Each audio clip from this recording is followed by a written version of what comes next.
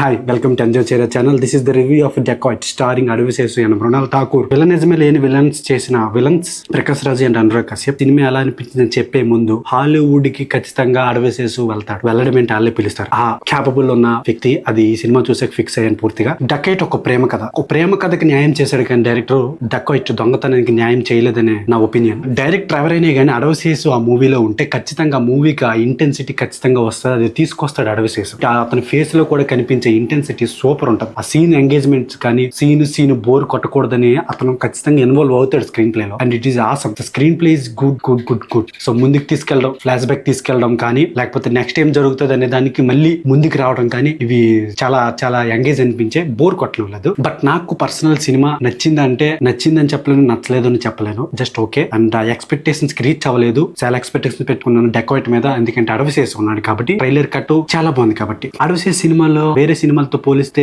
Log చేసుకుంటూ వెళ్ళడం, character establishment కి తొందరగానే సినిమా స్టోరీలోకి వెళ్ళిపోతాడు. That is awesome. సినిమా ఇంటర్వ్యూలో అయితే బాగా అనిపించింది. దాని ముందు వచ్చే car chasing sequence while Mrinal Thakur drive చేస్తుంది ట్రైలర్ చూపినట్టు, అది చాలా బాగుంటది. బట్ అదే రిపీట్ చేయడం నచ్చలేదు. Same type of action sequence మళ్ళీ రిపీట్ చేసిన అవి ఇంకా ఎంగేజ్ చేయకపోవడం కొంచెం వేరేలా అనిపించింది నాకు. సీన్ బై సీన్ ఎంగేజ్ ఉండాలని చెప్పి అడవి శేషు ఒక ఫోర్స్ఫుల్ గా పెట్టినట్టు అనిపిస్తుంది సీన్ బై సీన్. సో ఆ ఫోర్స్ఫుల్నెస్ నాకు ఎక్కడ అనిపించింది అంటే బాగా లాస్ట్ ప్రీ క్లైమాక్స్ లో అనిపించింది. బట్ నేను స్పాయిల్ చేయను. Action sequence very very very artificial అనిపించింది. అడవి శేషు ఎప్పుడే రాయుడు రాసిన కానీ ఇలా ఎగ్జిక్యూట్ చేయరు. అవి బహుశా డైరెక్టర్ పాయింట్ ఆఫ్ వ్యూ లో చూస్తే అర్థమవుతుంది. పాయింట్ గ్రాండెడ్ గా తీసుకుంటాడు last pre climax action sequence with police officers. దాని ముందు కూడా ఈజీగా తెలిసిపోతుంది. వీళ్ళు రివీల్ చేయలేకపోతున్నారు, లేకపోతే క్లియర్ గా ఎక్స్ప్లెయిన్ చేసేవాడిని. స్పాయిల్ అవుతుంది కాబట్టి అలా సినిమాని స్పాయిల్ చేయకూడదు, బికాజ్ ఎవరైనా వెళ్ళి చూడొచ్చు. కానీ బాహుబలిలో తల నరికే సీన్ ఇచ్చే హై ఈ సినిమాలో ఒక సీన్ ఉంటది. ఆ సీన్ చాలా బాగా అనిపించింది. బట్ అది తెలిసిపోతుంది. నాకు మెయిన్ నచ్చకపోవడానికి కారణాల్లో ఒకటి ఏంటంటే క్యారెక్టర్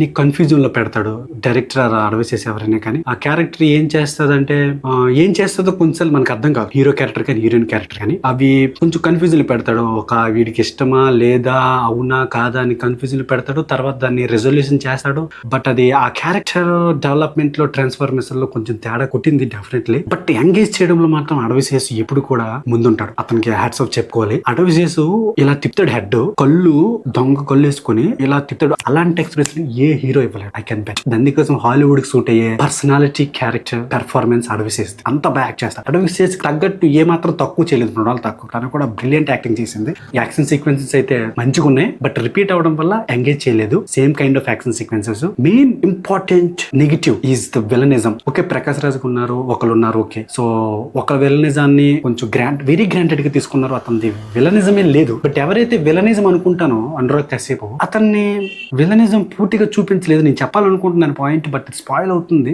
చెప్పలేకపోతున్నాను. ఆ విలనిజం ఫుల్ఫిల్డ్ గా లేదు. అది నా బాధ. లేదు ఒక క్యారెక్టర్ ఉన్నాడు, మారిపోతే బాగుంటది, అది కూడా చిన్న ప్లేస్మెంట్ ఆఫ్ ఈవెంట్ వల్ల మారిపోవాలి అనేది కొంచెం ఆర్టిఫిషియల్ అనిపించింది.